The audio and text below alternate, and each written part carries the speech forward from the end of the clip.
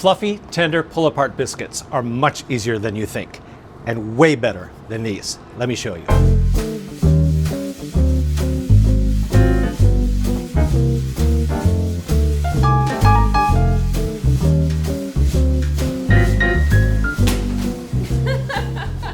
There's just a couple of key things to remember when you make delicious biscuits at home. Number one is keeping things cold. These are buttermilk biscuits. Buttermilk is the base liquid here, but I've got a little bit of heavy cream as well. I'm going to mix them together and pop that back in the fridge. Keeping the liquids cold and the fat cold is what will give you that nice puffy lift. Now for the butter. This is cold butter. I'm actually going to dice it up small and pop it in the freezer for about 10 minutes. Now you may be thinking that seems a little fussy, but it really does make a big difference. When you put biscuits into the oven, when the fat is cold, it's going to slowly melt and create steam. The steam is what pushes the dough apart and makes the flaky layers. So keep the butter cold. Temperature is always something to keep in mind when you're baking, but it really depends on what you're making. In this instance, when we want puff and rise and flakiness, just like pie crust, you want to keep things cold. Another tip for nice, soft, tender biscuits is using cake flour. Cake flour is more finely processed and it does not have as much chance to develop gluten, which holds baked goods together, as all-purpose flour does. Now a little bit of salt, of course. The baking powder is going to really give us a lift. We need a little more lift because it's a little heavy with all that butter in there. I'm using baking soda here because we're using buttermilk as our liquid. Buttermilk is highly acidic. Baking soda is an alkaline. When you put a lot of acidic ingredients in baked goods, it can inhibit the rise. So we need something to counterbalance the acid. I'm just going to mix this together for about 10 seconds. And now our ice cold butter goes right in. Just scatter it around. I'm going to pulse this until the butter is broken down into about 1/4 inch pieces. You want to see pieces of butter in the biscuit dough, just like pie crust. Just don't go too far. If you process the butter too far, what can happen is it will melt and just absorb the flour and not create steam and make layers.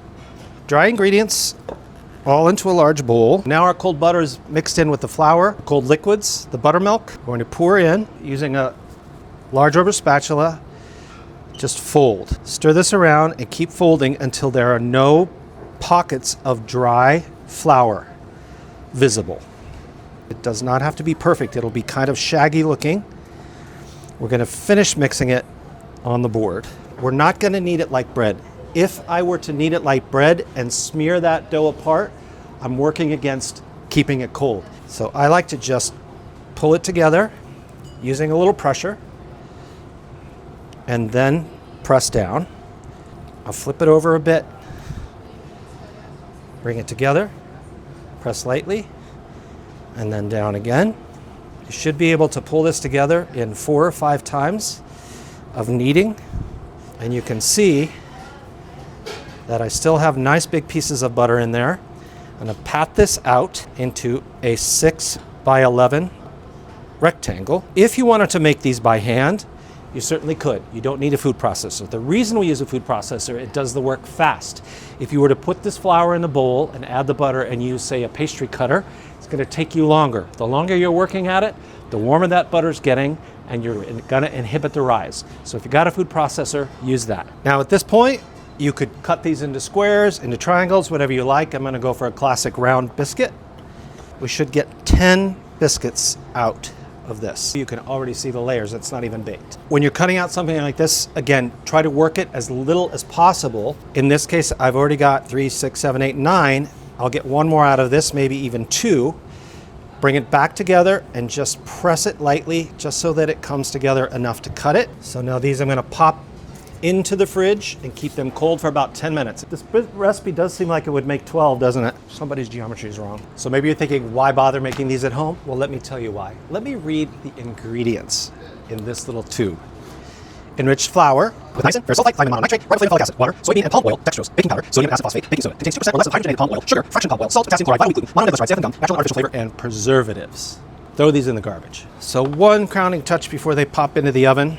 My oven's nice and hot, 475 degrees. Just a little bit of a buttery glaze. This will give them nice golden color on the top.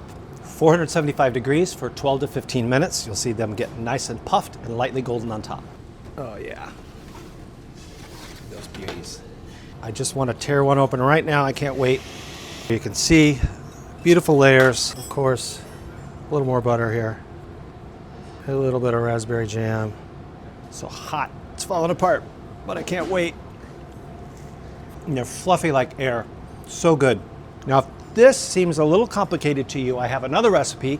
It's even easier. It's a drop biscuit. Let me show you. These are rice flour drop biscuits. They also have buttermilk, pretty much the same ingredients with a little bit of a difference in the flours. Now, I'm using all-purpose flour and rice flour. The reason I'm doing this, between the two, the rice flour has no gluten in it. All-purpose is a little higher protein than cake flour.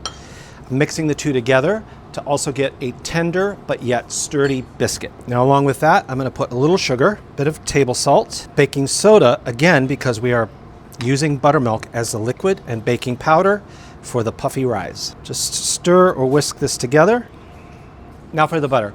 Cold. Here's a little trick to get a little bit of fluff and rise with the butter, but not have to go to all the work of kneading it together. Cheese grater. Take the cold butter right out of the fridge and grate it on the largest holes. By flattening out those pieces of butter, we don't need to knead this. So those flat pieces of butter that we're getting from the grating will create the same kind of reaction as the pieces of butter that are pressed between the flour and the other ingredients. And coating it in the flour also helps suspend it in different levels in the biscuit so that you get a nice puff. And now in with the buttermilk, and just stir this around until it's evenly moistened and it's a nice sort of shaggy, craggy dough. These are scoop and bake. 1/3 cup measure. I just scoop it in there and then pop it out onto the baking sheet. Now these might look a little shaggy, but the ratio of liquid to flour is a lot higher here, so when they bake, they're gonna sink a little bit more and bake together. 475-degree oven, same amount of time, 12 to 15 minutes. Blah, blah, blah, blah. They almost look like a giant coconut macaroon.